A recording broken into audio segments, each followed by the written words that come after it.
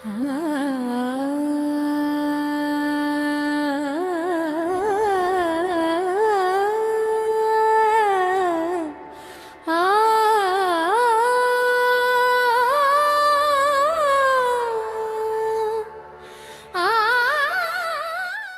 నమ శివాయ. శ్రీమాత్రే నమః. జై కాలభైరవాయ. అయ్యా, మీ గురించి నేను చాలా వరకు కూడాను ఇన్స్టాగ్రామ్లో చూసి పని కట్టుకొని మీ గురించే వచ్చాను. మన దగ్గర ఉన్నటువంటి వ్యక్తి సాధారణమైనటువంటి వ్యక్తి కాదు. ఈ కాలంలో చాలా మందికి కూడా ఆకలి దప్పికలతో బాధపడకూడదని మొట్టమొదటిసారిగా కాళేశ్వరంలోని స్కందాశ్రమం అని వీళ్ళ నాన్నగారు వీళ్ళ అమ్మగారు కలిసి ప్రారంభించారు. అది ఉత్తరోత్తరగా తర్వాత ఆ యొక్క బాధ్యతని మన బ్రహ్మశ్రీ మాడుగుల చంద్రశేఖర శర్మ గారు, ఆయన శ్రీ సుబ్రహ్మణ్య స్వామి వారి ఉపాసకులు, ఆయన స్వీకరించి ఈ కాళేశ్వరంలోని ఆయన సొంతంగా ఈ స్థలాన్ని సేకరించి ఆ స్థలంలో కొంచెం కొంచెంగా అనమాట ఎవరో ఇచ్చినటువంటి కొంత ఫండ్ తోటి ఇంకా ప్రారంభించారన్నమాట. అలా ప్రారంభించినటువంటి స్థలంలో చాలా మందికి ఇప్పటికీ కొంతమందికి భోజనం లేని, అనుకూలంగా లేని వాళ్ళు, స్థితిగతులు లేని వాళ్ళకి ఆయన స్వయంగా వండించి ఆయన బండి మీద పట్టుకొని వెళ్ళి అందరికీ కూడా ఇచ్చి చాలా వరకు కూడా సాయం చేస్తున్నారు. కానీ ఆయనతో మనం చిన్నదనమాట, ఆయన అసలు ఆయన ట్రావెల్ ఎలా జరిగింది ఏంటి తెలుసుకొని మనం తర్వాత ఆయనకి మనం ఏ రకంగా సహాయం చేద్దామని మనం చూద్దాం. నమస్కారం. ఎందుకంటే అన్ని దానాల కన్నా మిన్న అన్నదానం మిన్న. ఆ అన్నదానం అనేది చాలా వరకు ఈ కాలంలో చాలా గొప్పదనమాట. అంటే చాలా మంది ఆశ్రమాలు కడతారు, పెద్దవాళ్ళ ఆశ్రమాలు కడతారు, కానీ ఆ ఆశ్రమాలన్నీ కూడా కొన్ని అయితే మాత్రం మన మన హైందవ సనాతన ధర్మాన్ని పరిరక్షించడం కూడా ఉన్నాయి. కానీ ఒక బ్రాహ్మణ కుటుంబంలో ఉండి మీరు ఈ ఆశ్రమం నడిపిస్తూ, అలాగే మీ చేతిలో ఉండేటువంటి కూడా కాస్త రుసుములు ఏవైతే ఉన్నాయో అన్ని కూడా మీరు చేసుకుంటూ కూడా నడిపించి చాలా గొప్ప విశేషం, మామూలు కాదు. మనకి ఏంటంటే ఈ రోజు కార్యక్రమాలకు వెళ్తే 10 రూపాయలు వస్తే ఏదో మనకి ఇల్లు గడుస్తుంది కదా అనుకుంటాం. అలాంటిది కాకుండా మీరు స్వయంగా వచ్చినా రాకపోయినా ఏదైనా సరే నడిపించాలి అనేటువంటి సత్సంకల్పంతో మీరు చేస్తున్నారు. మంచి సంకల్పం. అసలు మీ యొక్క జర్నీ ఎలా స్టార్ట్ అయింది? ఓం శరవణ భవాయ నమః. మాతృదేవో భవ, పితృదేవో భవ, ఆచార్య దేవో భవ, అతిథి దేవో భవ.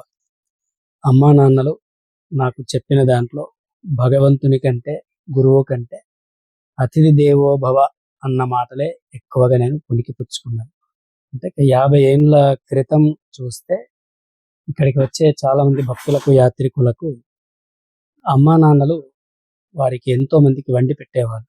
అంటే ఎడ్ల బండ్ల ప్రయాణాలు ఉన్న రోజులలో సాయంత్రం 5, 6 అయ్యిందంటే ఆ బండ్లన్నీ ఒక చోట ఆపాలి. ఆ రోజు అక్కడ బస చేయాలి. ఎందుకంటే రాత్రిళ్ళు ప్రయాణం చేయడానికి ఈ దారులన్నీ అడవి, ఇటు జంతువుల భయాలే, దొంగల భయాలే కావచ్చు. అలా వచ్చిన వారందరికీ మా అమ్మగారు అన్నపూర్ణగా. మా అమ్మగారి గురించి మేము చాలా గర్వంగా చెప్పుకుంటాము. ఆంధ్రుల డొక్కా సీతమ్మ గారంతటి పేరు మా అమ్మగారికి ఇక్కడ మాడుగుల సుశీలాబాయి అమ్మగారి పేరు. సుశీలమ్మ అని, ముద్దుగా బాయక్క అని పిలుచుకునేవాళ్ళు.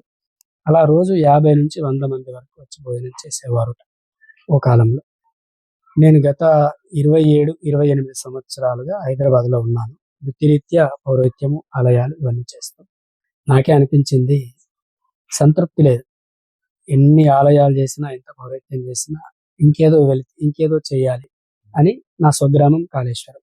అమ్మ, నాన్న, అమ్మమ్మ, నానమ్మ అంతా ఇక్కడి వాళ్ళే. ఇక్కడికి వచ్చి నేను ఎందుకు ఉండకూడదు? స్వగ్రామంలో ఇంత గొప్ప క్షేత్రము, ఇలాంటి చోట మన నిత్యాన్నదాన సేవలే కానివ్వండి. నాకు ముఖ్యంగా ఏంటి అంటే సంకల్పము, తమిళనాడు, ఆంధ్ర తర్వాత తెలంగాణలో సుబ్రహ్మణ్య స్వామి వైభవం చాలా తక్కువ ఉంది. ఇలాంటి చోట ఇంత గొప్ప క్షేత్రంలో ఒక గొప్ప ఆలయం ఉండాలి, ఒక ఆశ్రమ వ్యవస్థ తీసుకురావాలి. ఈ చుట్టుపక్కల 100 కిలోమీటర్ల పరిధిలో మంచి ఆశ్రమం లేదు. నిత్యాన్నదానం జరగాలి. కులము, వర్ణము, సమయం, కాలం చూడకుండా ఎప్పుడు ఎవరు వచ్చినా కూడా లేదనకుండా భోజనం అందించాలి అని తొలుత బ్రాహ్మణ సత్రంగా మొదలుపెట్టాను.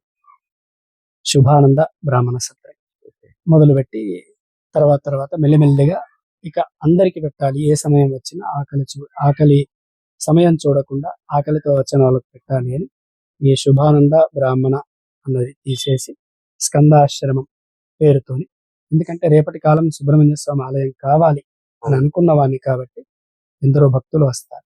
ఇప్పటి నుంచే స్కందాశ్రమం పేరుతో ఎవరు వచ్చినా వాళ్ళకు భోజనం అందిస్తూ ఆ సేవలు కొనసాగాలని సంకల్పం నడుస్తుంది. ఇంకా ఆలోచించాను, ఇది బాగానే ఉంది, వచ్చిన వాళ్ళకు పెడుతున్నాము, కానీ ఇదే ఊర్లో ఉంటూ ఒక పూట భోజనానికి కూడా నోచుకోని వాళ్ళు ఎవరున్నారు, ఉంటే వాళ్ళకు మనం తీసుకెళ్ళి అందించాలి అని ఒక ఆలోచన వచ్చింది. ఈ ఆలోచన రావడానికి కారణం ఏంటి అంటే, అమ్మా నాన్నలు ఇద్దరూ లేరు ఈరోజు నాకు. ఇంత వైభవాన్ని చూడడానికి వాళ్ళు లేరు. ఇలాంటిది వాళ్ళకి ఇష్టమైన ఈ అన్నదానాలు మనమే వెళ్ళి తీసుకొని పేదవాళ్ళ ఇంటికి వెళ్ళి ఇస్తే వారిలో అమ్మా నాన్నలను చూసుకొని నేను సంతోషపడతాను. ఒకటి చాలా చాలా గొప్ప సంకల్పం ఇది, మామూలుగా కాదు. అంతేనండి. నేను పెట్టి నమస్కరించడం నా వీడియోలలో చూసే ఉంటారు మీరు. చాలా చాలా చూసాను. నమస్కారంలో అర్థం ఒకటే. ఆ వృద్ధులలో అమ్మా నాన్నలు అతిథులతో పాటు వాళ్ళు మనం ఏం పెట్టినా సరే, ఇప్పుడు మనం కార్యక్రమాలు చేస్తూ ఉంటాం కదా, అందులో మనం ఎవరికి ఏం చేసినా నమస్కారం చేయడం. ఇది మా అమ్మా నాన్నలు వాళ్ళు అనుకున్న సమయాలు ఆ రోజులలో ఏంటి అంటే, వచ్చిన వాడు అతిథిరా అని అమ్మ చెప్పేది. రెండో మాట ఏం తీసుకున్నాను అంటే, మన దగ్గర లేకున్నా అన్నం పెట్టే ఇంటిని చూపించాలి అనేది అమ్మ. అలా నాకు అన్నదానాలు చేద్దామని ఉంది. నేను గొప్పగా సంపాదించుకున్నది కూడబెట్టుకున్నది ఏమీ లేదు. ధార్మికంగా ఉన్న వాళ్ళ పరిస్థితి ఇలాగే ఉంటుంది. అది మీరు అర్థం చేసుకోవాలి, తెలిసే ఉంటుంది. మరి ఆలోచన కలిగింది, మనసుంటే మార్గం ఉంటుంది అన్నట్టు ఆకలితో ఉన్నవాడు కనిపించాడు, అన్నదానం చేస్తాను అని ముందుకు వచ్చేవారు కనిపించారు.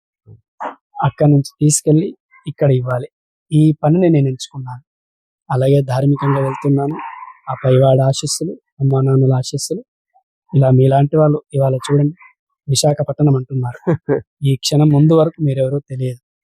అంత దూరం నుంచి కలవాలి అని వచ్చి 4 మాటలు మాట్లాడుతూ ఏదో మాట సహాయమో ఇంకేదో సహాయమో 10 మందికి చెప్పడమో ఏదో ఒకటి మనసులో మీరు అనుకున్నారు.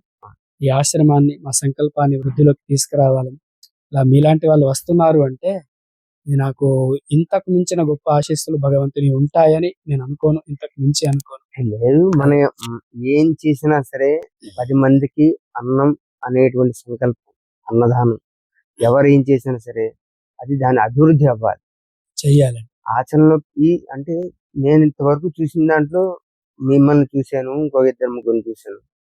ఆచరించేటువంటి వ్యక్తులు కొంతమందిని అంటే చూస్తున్నాం కానీ సరేలే మనం పెద్దగా అందుకే అనమాట చాలా వరకు అనమాట. ఇప్పుడు ఈ కాళేశ్వరం రావాలన్నా సరే స్కందాశ్రమానికి మీరు అన్నారు 2 గంటలు ముందు నాకు ఫోన్ చేస్తే చాలని.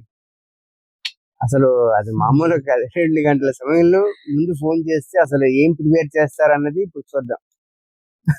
అది కూడా ఎందుకంటాను అంటే, చాలా మందికి ఒక అభిప్రాయం, తెలంగాణ ప్రాంతము, మారుమూల ప్రాంతము, అడవి ప్రాంతము, ఏం భోజనం దొరుకుతుంది, ఏం దొరుకుతుంది అని చాలా మంది అనుకొని వస్తారు.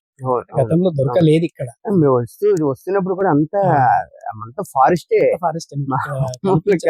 ఆశ కూడా ఫారెస్ట్ గానే ఉంది. అసలు ఇంత ఫారెస్ట్ లో అసలు ఏంటి కాళేశ్వరం అనేది అని చెప్పి ఇంకా అనమాట తెలుసుకోవాలి, ఇంత లోపలికి ఎలా ఉంది అసలు ఏంటి అని చెప్పి వచ్చాను.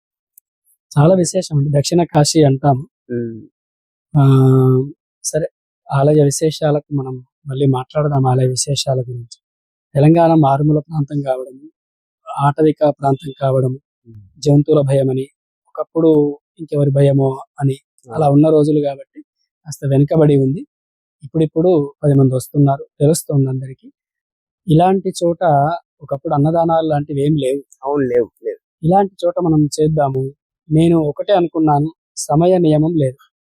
ఏ రాత్రి వచ్చినా 10ంటికి వచ్చినా, అయ్యా కనీసం 1 గంట సమయం ఇవ్వండి, మీకు వండి పెడతాను. వచ్చిన వాళ్ళు ఏమంటారంటే, చాలండి, ఏదో అన్నం ఇంత పచ్చడి ఏదైనా ఉన్నా చాలు. మేము అలా సంతృప్తి పడం. 1 గంట సమయం ఇవ్వండి, కనీసం పప్పు చారు ఏదైనా 4 పదార్థాలు చేసి పెడతాము. ఎందుకంటే ఎప్పుడో ఒకసారి వస్తున్నారు, మళ్ళీ ఎప్పుడు వస్తారో తెలియదు. ఏదో పచ్చడి మెతుకులు పెట్టి మీ తృప్తి కోసం పంపించడం కాదు, మా తృప్తిగా మేం పెట్టి పంపించాలి అని ఒక గంట సమయం కనీసం ఇవ్వండి అంటాను. నిత్యాన్నదానం నుంచి నిరతాన్నదాన సత్రం అని పెట్టుకున్నాను. ఎందుకు అంటే ఎప్పుడు నడుస్తూనే ఉండాలి. ఎవరు వచ్చినా ఏ సమయం వచ్చినా పెట్టగలగాలి. ఆ శక్తి, ఆ ఉత్సాహం ఆ భగవంతుడు నాకు ఇవ్వాలి. భగవంతుని కోరుకున్నది అది ఒక్కటే. ఇదే ఉత్సాహం, ఇదే ఓపిక. అలాగే ఉమెన్ భార్యాభర్తలు ఇద్దరము కలిసి నడుస్తున్నాం, నడుస్తాం. ఖచ్చితంగా మీ సంకల్పం నెరవేరుతుంది. మనం కాసేపట్లో ఇప్పుడు వారు ఎలా వచ్చిన వారికి భోజనం పెడతారో అది కూడా మీకు చూపిస్తాను, చూడండి ఒకసారి.